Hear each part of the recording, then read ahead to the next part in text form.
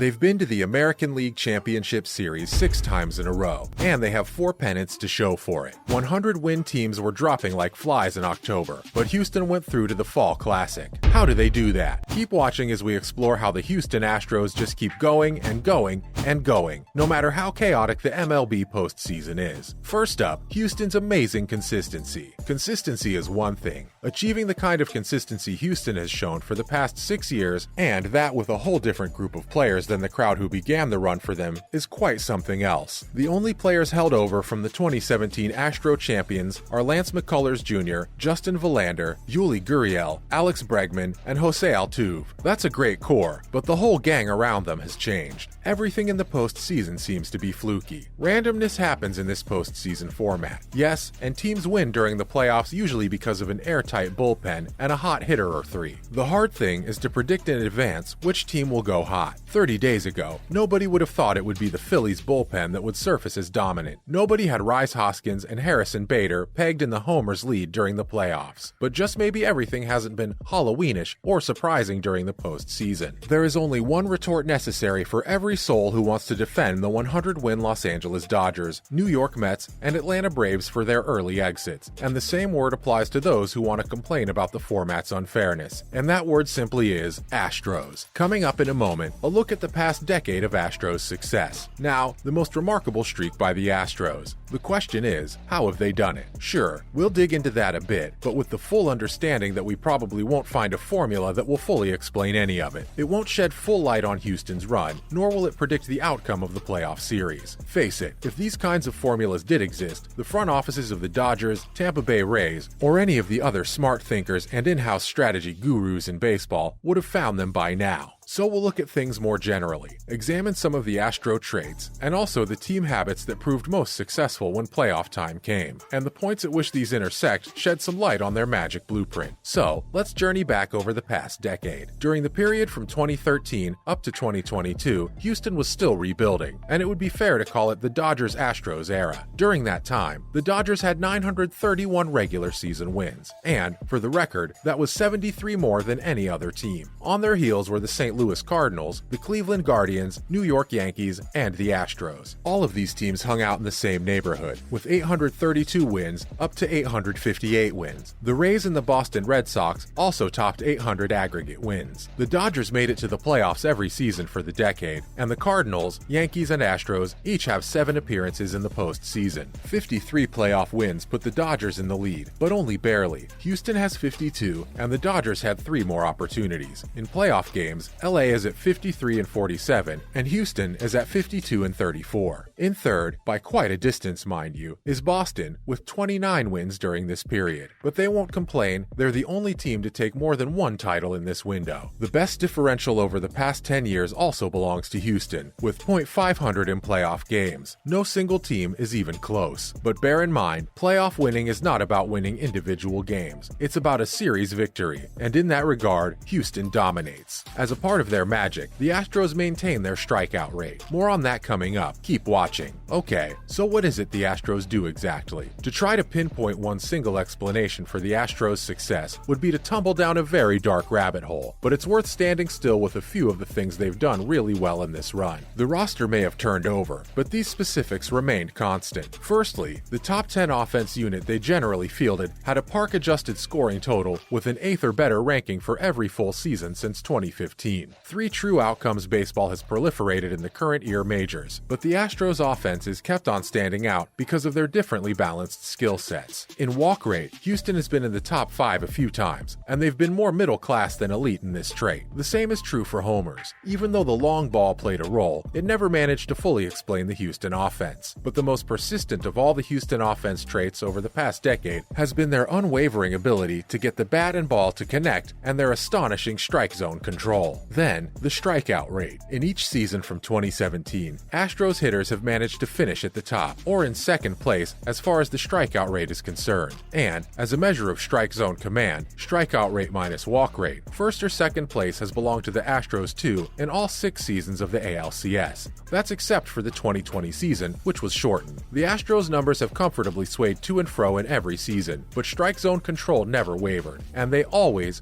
hit for contact. We'll be looking at Houston's Houston's incredible run in a moment. Keep watching. And boy, they catch the ball. There's no other way to say it. These guys catch the ball. The Fangraphs DEF metric, it combines fielding runs, positional adjustments, and more, has Houston ranked 6 or better in every season since 2016. Okay, there was a slump in 2020, but again, this was a shortened season. In the past 2 seasons, they've been number 3. Then, the incredible run by Houston. When the best possible baseball happens on the Astros pitch, pitchers tend to mirror the hitter's strengths. A seasonal first or second ranking has been consistent in both strikeout and strikeout minus walk rates. Homers figures have fluctuated for the Astros. Their pitchers ranked number 22, and last season they were 11th. This season they were 2nd, the best they've done in the current era. In 4 of the past 5 years, Houston is ranked in the top 5 as far as quality start percentage is concerned, and in the other years, they were number 8. Bullpen performances have seesawed some, but were generally pulled together in the playoffs. Their ranking has been 10 or better in every season as far back as 2017. So let's face it, when this outfit is at its best, the players dominate the strike zone, catch the ball, and on the mound, they induce swing and misses. But how are these metrics considered? And is it a magic sauce? Stay with us as we attempt to find out. So, how does it all play out? We wanted to get to some kind of answer, so we calculated won-lost records. Here's how it worked. Considering the different lengths of series, and including the wild card, winner-takes-all contests, teams with a superior season-winning percentage, that's in the regular season, have gone 52 and 39. The percentage favor of those with a winning edge, .571. And we had a careful look at those 97 series using many different criteria. Here's how it plays out. First, run differential. Run differential seems to be a far superior postseason success predictor than winning percentage. Differential edge teams have gone .588. That's 57 and 40. But for the Astros, this has been less than 100% true. They had a better differential than their opponent in 12 of the 18 series. Now, they only won 8 of those 12, but their series victory count is 5, and their run differential was worse than their opponents. In this regard, the Yankees are the 5th team to succumb to the Astros this year. Then, finally, run scoring. With homers versus homers allowed, the teams with superior home run differentials went 51 and 47.